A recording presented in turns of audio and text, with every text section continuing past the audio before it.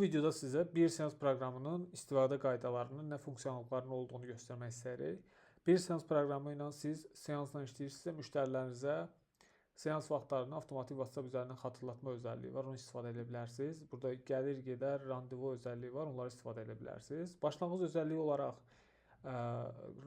bizim seans xatırlatma özəlliyini qeyd edeyim sizə.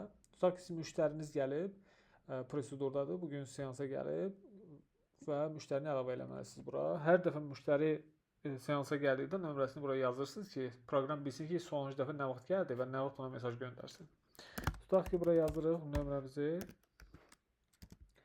və bugün gəlib bura, bu avtomatik seçilidir. Əgər dünənki müştəridirsə, bunu götürüb 13 eləyə bilirsiniz.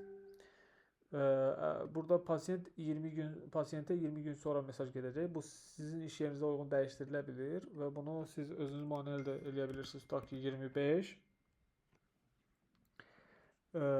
Müştərinin adı vacib deyil, amma yazmaq məsləhətdir. Niyə? Çünki mesaj gedəndə individual olaraq müştərinin adını müraciət etmək olur. Tutaq ki Salam Xəyal bəy formatında buraya yazaq Xəyal. Burada da avtomatik kişi seçək. Burada qadın seçdikdə xanım mesaj göndərə bilirsiniz. Xanım olaraq müraciət edirsiniz. Bəy kişi seçəndə bəy olaraq müraciət edə bilirsiniz. Burada da məsələn tutaq ki üz boyun proseduru. Bunu qeyd edirsiniz ki, gələn dəfə biləsiniz müştəri hansı prosedura gəlmişdi. Əlavə etdikdə gördüyünüz kimi əlavə olundu bura. Müştərini axtaranda da telefon nömrəsindən burada axtara bilirsiniz. Üstünə kliklədikdə də son prosedurunu görə bilirsiniz. Bu şəkildə müştəriləri əlavə edə bilirsiniz bura və vaxtı çatanda 20 gün sonra, 25 yaxud 25 gün sonra mesaj gedir avtomatik.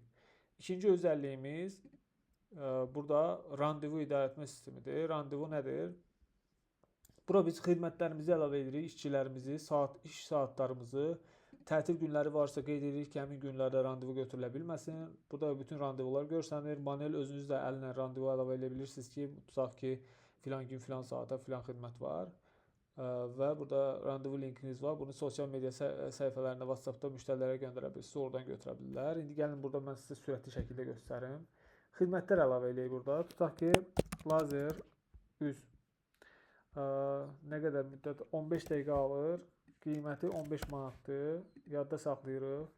İkinci xidmət tutaq ki, lazer tam bədən.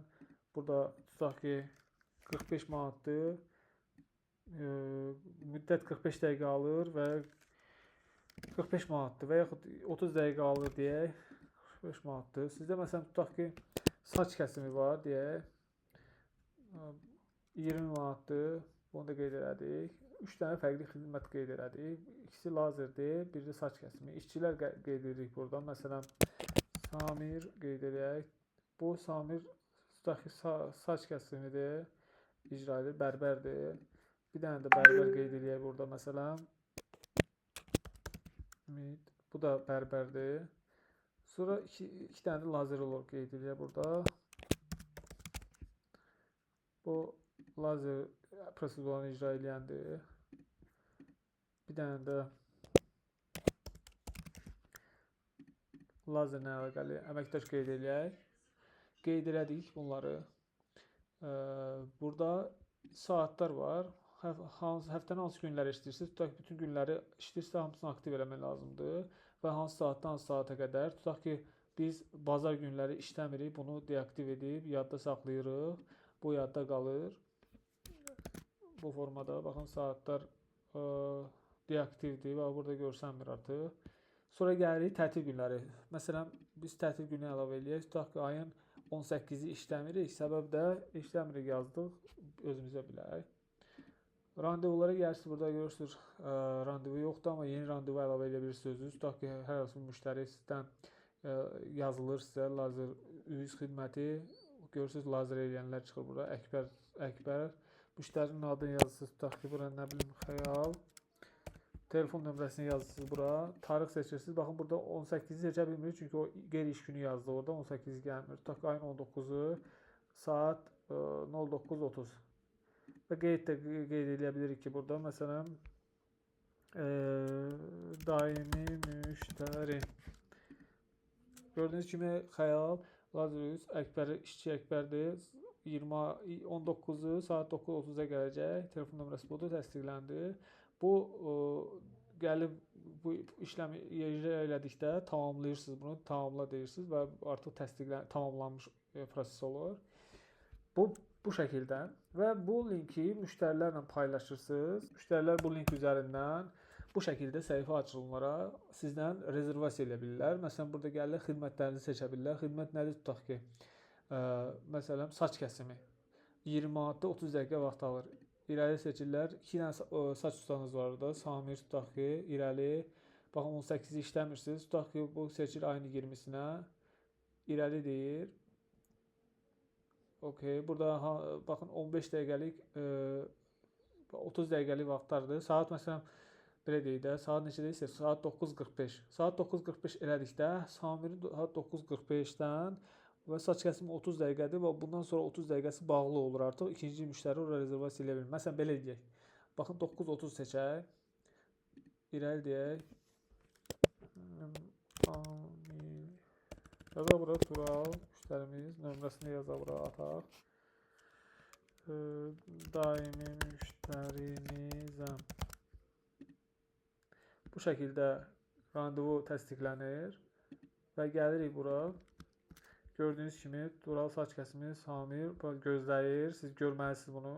Burada filtrləyə bilirsiniz. Məsələn, gözləyənlər deyirsiniz. Gözləyən randevular buradadır.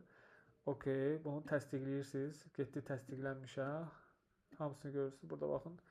Təsdiqlənmişlər burada görsənir. Saç kəsimi Samir. Samir ayın 20-si saat 9:30-da randevusu var işçiniz Samirin. Samir artıq 9:30-da 20-si randevu ala bilməməlidir.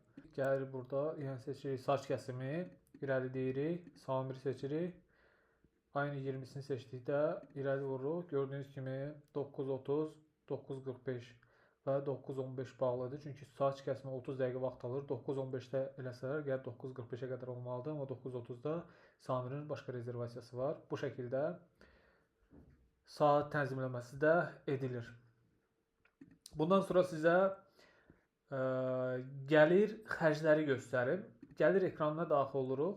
Burada satışlarınızı əlavə edirsiniz. Burada müxtəlif filtrləmələr var. Müştərinin adına görə ona edilən satışlar, hansı xidmət üzrə filtrləmə var, hansı işçinin satışları, hansı tarix aralığında satışlar, başlanğıc tarixi, son tarix aralığı seçirsiniz. Ona uyğun satışları burada filtrləyə bilirsiniz.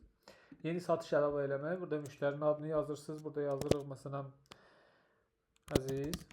Nömrəsini yazırıq burada. Xidmət hansı xidmət? Saç kəsiminə gəlmişdi. 20 manatdır. Samir onun saçını kəsib deyirik. Tutaq ki, bugün gəlibsə bugün və yaxud başqa hər hansı bir gündürsə, tutaq ki, ayın 12-sidir. Burada qeyd yaza bilirik. Yadda saxlayırıq.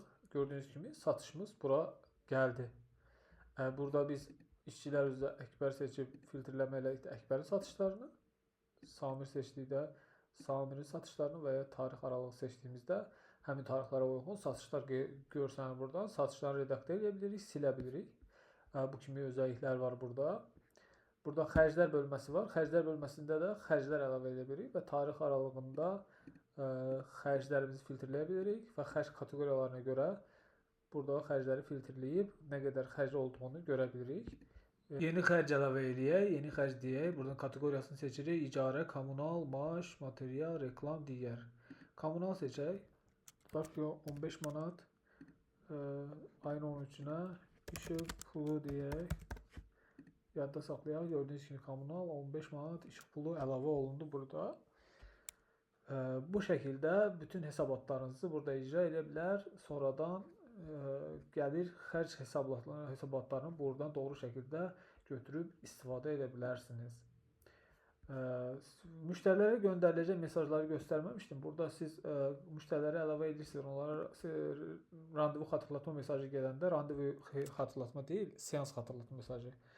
Tənzimləmələrə daxil olursunuz. Burada mesajları görəcəksiniz. Burada seansınız, sizdə korreksiya varsa, korreksiya mesajı da var, amma korreksiya mesajı getmirsə sizdə, deaktivdirsə, sadəcə seansdır. Burada bu özəllikləri sizə göstərim. Salam dəyərli müştəri sözünün yerinə, məsələn, burada customer name tagi var. Götürüb bunu əlavə eləsəz, burada müştərinin adı gələcək avtomatik. Müştərinin adı yoxdursa, hörmətli müştəri sözü yazacaq. Məsələn, salam xəyal, Ə, müştərinin adını daxil edib üst-üstə orada yazır salam hörmətli müştəri. Bu gün sizin seans gününüzdür və yaxud sizin mesajınız necədirsə, ətraflı mesajda yaza bilərsiniz burada nəsə detallı. Və yaxud istəyirsiniz salam Xəyal bəy yazmağı. Burada bunu da götürüb yapışdırırsınız bura, ara buraxırsınız. Virgül qoydu tutaq ki, salam customer name Xəyaldır, genderdə bəydir, xanımdırsa xanım yazacaq. Bu formada. Əgər yoxdursa hörmətli müştəri yazacaq. Bütün müştərilərdə gender əlavə edirsinizsə bunu yazmaq məsləhət görülür və hər müştəriyə individual daha səmimi mesaj gedəcək. Bu qədər.